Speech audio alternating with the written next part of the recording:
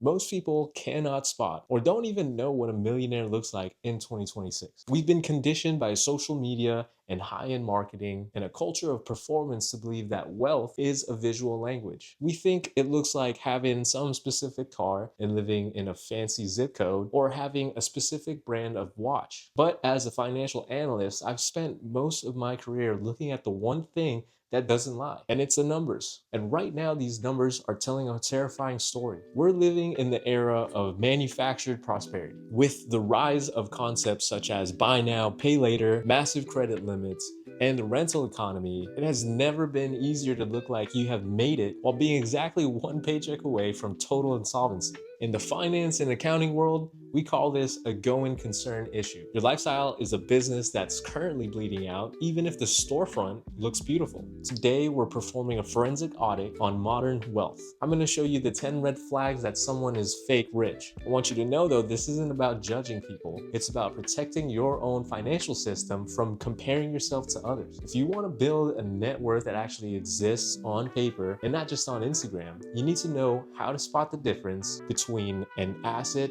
and what's just a prop. Now, before we dive into these signs, we got to take a look at the system we're operating in. In 2026, the cost of looking successful has plummeted while the cost of being successful has skyrocketed. These interest rates have stabilized at a higher new normal, and housing inventory is a lot tighter. And now the middle class is being split into two distinct groups: those who own their own assets and those who rent the lifestyle. Now, the fake rich are the primary victims of this split. They're trying to maintain the 2019 lifestyle expectations with 2026 prices. They're using high interest leverage to fill that gap. And as an analyst, I see this as a solvency crisis. But on a personal level, people are using their future earnings to pay for their current gap. This is the macro trap we're auditing today. Now, we're seeing a trend where lifestyle inflation is currently outpacing the wage growth by a factor of 3. And what that means is every time you get a raise, the world has already designed about 5 new ways to take it from you before it even hits your brokerage account. But this following audit is your defense mechanism against that system. Now, the first sign of fake wealth in 2026 is what I call micro debt stacking. 10 years ago, if you couldn't afford a pair of shoes, you put them on the credit card and you deal with that 24% interest later. Today, the fake rich use the buy now, pay later services to split every single purchase into 4 easy payments. And this feels harmless. It feels like you're hacking the system in a way. But as an analyst, I can tell you this is a massive system failure. When you look at someone's life and every single item from their $1,200 espresso machine purchase to their $200 sneakers, it's all being paid off in $50 increments. And now that's not really cash flow. That's just a hostage situation of your money. You have now effectively mortgaged your daily wardrobe and even your kitchen appliances. Open up your banking app and count how many active pay in 4 or monthly installments you have for items that have a lifespan of less than 3 years. If you have more than 3 active buy now, pay later plans for just non-essential items, then you're really renting out a lifestyle that you can't afford. You're basically living on phantom debt. And it doesn't always show up on your credit score, but it absolutely shows up in your stress levels. Now, why is the buy now, pay later principle so dangerous? Well, it's because it bypasses what psychologists call the pain of pain. When you see $1,000 leave your bank account in a single transaction, your brain registers this as a complete loss. It triggers this physical response that makes you question the purchase, but when you see only $250 leave your account, it kind of feels like a bargain for you. And now the fake rich exploit this psychological glitch on themselves. They stack these micro payments until their monthly fixed costs are actually higher than their mortgage. And the thing is, they feel rich because they have the new thing they wanted every single week, but now they're actually drowning in a sea of $40 auto pays. It's kind of like a death by 1,000 cuts, but for your net worth. By the time the 4th payment rolls around, the dopamine from the purchase, it's already gone, it's evaporated. But that liability remains. And what you're essentially doing is paying for a past version of yourself that was impulsive, using that money that your future version needs for survival. Now, here's a second sign someone is fake rich. There's this inverse correlation between the size of a brand's logo and the size of the wearer's brokerage account. This is typically known as the logo to net worth ratio. Real wealth, it's often quiet. It's often high quality materials or tailored fits and brands you've absolutely never heard of. Fake wealth is typically loud. It needs you to know exactly how much the item costs. And if the logo is visible from 20 feet away, the item was designed for someone who wants to signal wealth, but not for someone who actually possesses it. So for the fake rich, clothing isn't a utility. It's just an advertisement for a status that they haven't yet earned. They're paying for a premium to act as a walking billboard for luxury conglomerates. And they're essentially paying the company for the privilege just to market their products. And a common practice to do with this kind of concept is calculate how much extra you paid for that logo versus the actual material and craftsmanship, or a better alternative at a lower price. And if that number is over 50%, you're buying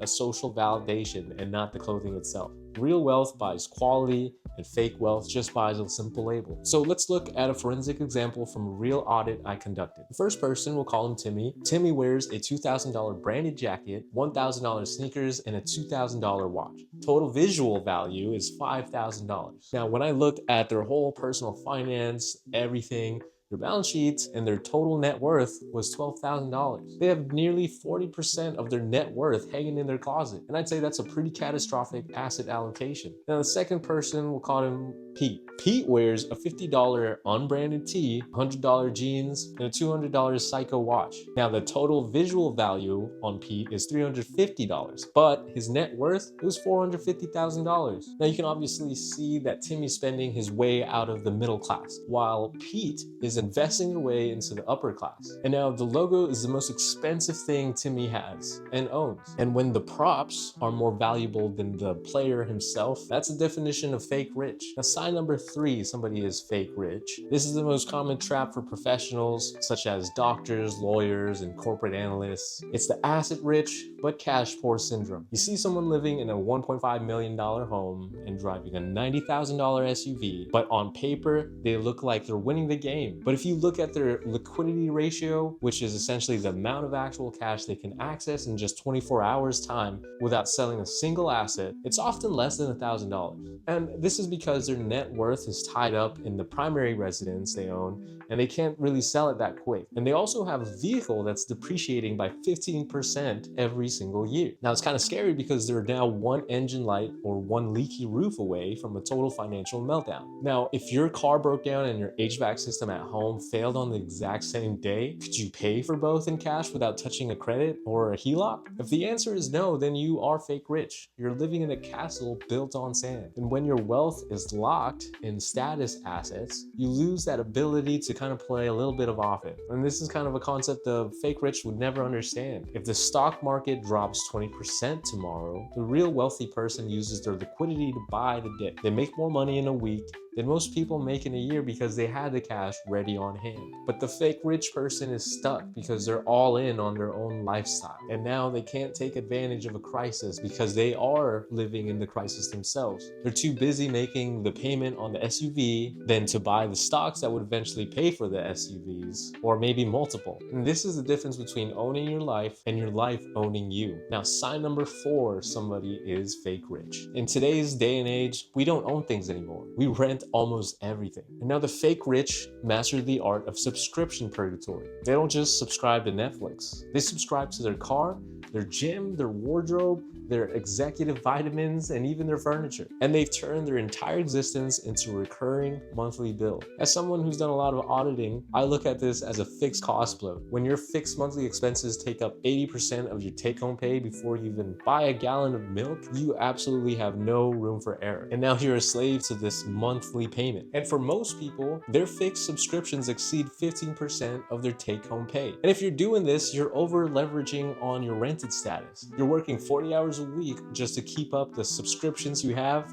from pulling you under the water. Now, the fake rich think in terms of monthly payments, but the real rich people think in terms of total costs of ownership. So if a car costs $800 a month for 84 months, the fake rich person thinks, I can afford $800, and they see it as a manageable expense. But what the true wealthy person thinks is, gosh, that's a $60,000 liability plus $12,000 in interest over just 7 years. And they see that as a total drain on their future. When you focus on the payment, you're the perfect customer for the bank. You're the exact someone they're looking for to extract value from for decades. When you focus on the total cost, now you're starting to become someone who understands that every low monthly payment is just a brick removed from the foundation of your future wealth. Now, sign number 5. If you ever followed the hustle culture or the social media entrepreneurs, you hear a lot of people talk about their 7-figure business or their $1 million launch. As an analyst, I don't care about your revenue. I care about your net profit. Revenue is just simple vanity. Profit is sanity, and cash is king. Now, I've audited businesses that do $2 million in sales, but only take home $50,000 in profit after expenses, ads, and overhead. And they're working 80 hours a week for a $50,000 salary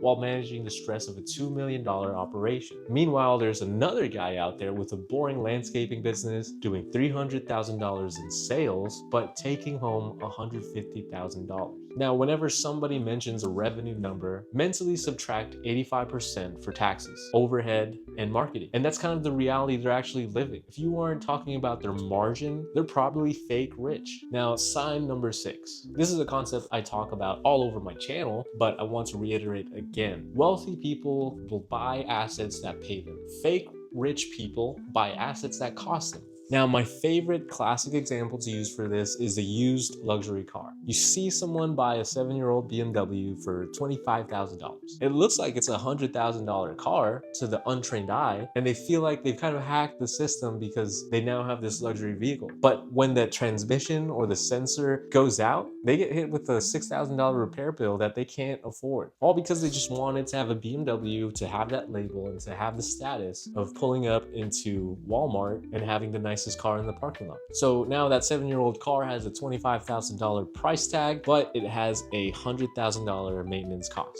And this is essentially a real big trap for fake rich people because they're looking for the lowest entry price to look successful without accounting for the total cost of ownership. And really, before buying any luxury asset, you gotta have 20% of the original MSRP price and some sort of dedicated savings account for just simply repairs. If you don't have that cash sitting there, then you can't afford that car in reality. You're just borrowing the image of a rich person until it breaks down. Now, sign number 7, pay attention to how someone reacts when you talk about money. This is the most telling psychological sign of it all. Real wealth is a quiet SOP. It's boring, it's consistent. When you talk to a truly wealthy person about saving, index funds, or tax efficiency, they're really calm. They're really interested in the systems alone, and they have absolutely nothing to prove. Now, the fake rich are really defensive when you start talking about money. If you suggest that a certain purchase might be overpriced or that they should look at their burn rate, they get really irritated. They might call you cheap or say, well, you only live once, right? And how quickly does someone get defensive or change the subject when you mention a budget or a financial goal? The faster the response, usually the more fragile their financial ego or situation is, because irritation is usually just a mask for profound financial anxiety. Now, sign number 8, somebody is fake rich. The favorite phrase of the fake rich is, it's just a one-time thing. It's just a one-time vacation. It's just a one-time wedding gift. It's just a one-time anniversary dinner. And it's just a one-time upgrade to the new iPhone. As an analyst, I look at the calendar,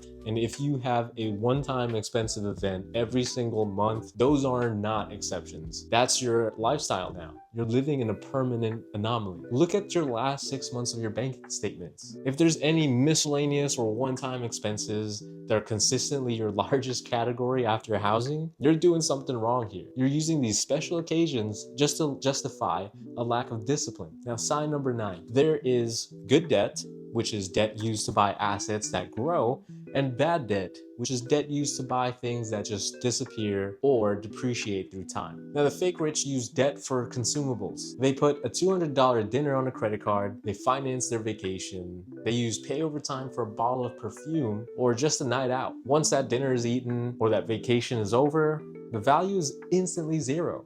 But the debt remains. If I see someone financing their current experience with future labor, I know they're in a downward spiral. I know they're effectively working a job tomorrow to pay for a sandwich they ate yesterday. So I want to invite you guys to calculate how much of your current debt is tied to the things you have already consumed, worn out, or thrown away. If the number is more than $0, you're bleeding some wealth. You're funding the past at the expense for your future. Now, sign number 10, and finally the biggest sign of fake wealth, is the absence of the boring stuff. What does that mean when I say that? Does this person have a will? Do they have a term life insurance policy? Do they have a boring, low-cost Vanguard index fund that they haven't touched in 5 years? Do they have disability insurance policy? Fake rich people typically find all those boring stuff I just mentioned unappealing because it doesn't offer them some sort of immediate social validation. You can't post your emergency fund on Instagram and get 1,000 likes. It doesn't sparkle. It doesn't make people jealous. Think about it. What percentage of your wealth is visible to others? If the answer is 100%, you're not rich. You're just a high-spending consumer. Real wealth is about 90% invisible. And now I also want to address the dopamine debt created by social media in 2026. People's digital image has now become a financial product. People are investing in their grid instead of their growth. What that means is they're buying props for a photo shoot to convince people they don't know that they have a life that they don't actually live. And this creates a feedback loop of misery. You buy something just to get the likes, and the likes trigger the dopamine inside you, but the dopamine wears off in 48 hours.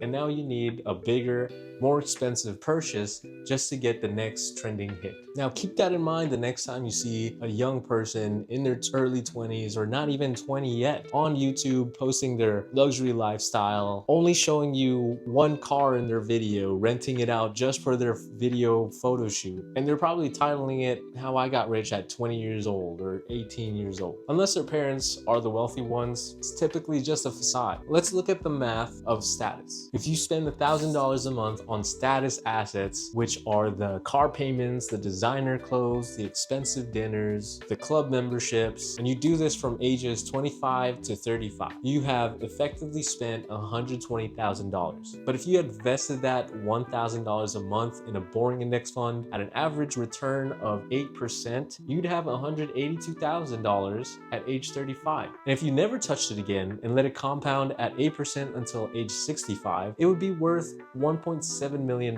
Now, the fake rich lifestyle is literally a $1.7 million mistake because you're trading a secure, wealthy retirement for a decade of looking cool in your 20s, and you're buying a moment and selling your forever plan. There's also a massive difference between high income and high net worth. In my career, I've seen a lot of doctors making $400,000 a year who are still broke. They have $10,000 in their bank account and $800,000 in student loans and consumer debt. I've also seen teachers making $60,000 a year who are multimillionaires now. The problem is the teacher has their system, but the doctor has a lifestyle. And nowadays, high income is just a bigger bucket. So if that bucket has a hole in the bottom, your lifestyle tends to creep up, and it doesn't matter how much water you pour in it, it'll just never stay full. And the fake rich focus on the inflow. The real rich focus on the retention. Now I want to invite you guys to think about it. When you get paid, where does that first dollar go? For the fake rich, here's kind of where things go when they get paid. It goes to some sort of debt service, then it goes to the paying for their lifestyle, and then everything else goes straight to rent or their mortgage and maybe some in savings. They end up paying everyone else first, and they pay the bank, the car dealership, the restaurant, the clothing store. If there's anything left at all, they try and save it.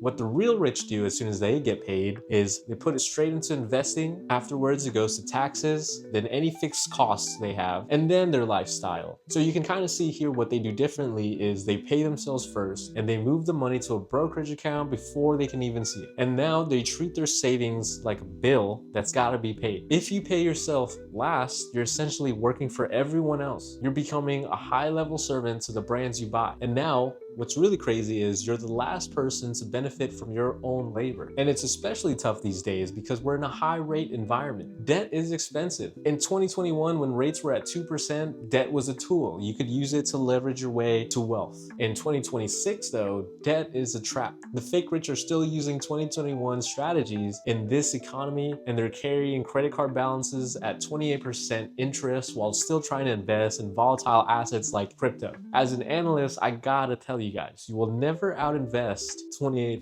Your first S-tier investment is always your own debt. Paying off a 28% credit card, it's a guaranteed 28% return on your money. Let's be honest. You cannot find that anywhere else in the market. And now, what does a typical morning routine look like for the fake rich versus the wealthy? Well, for the fake rich, their morning routine is about the aesthetic, right?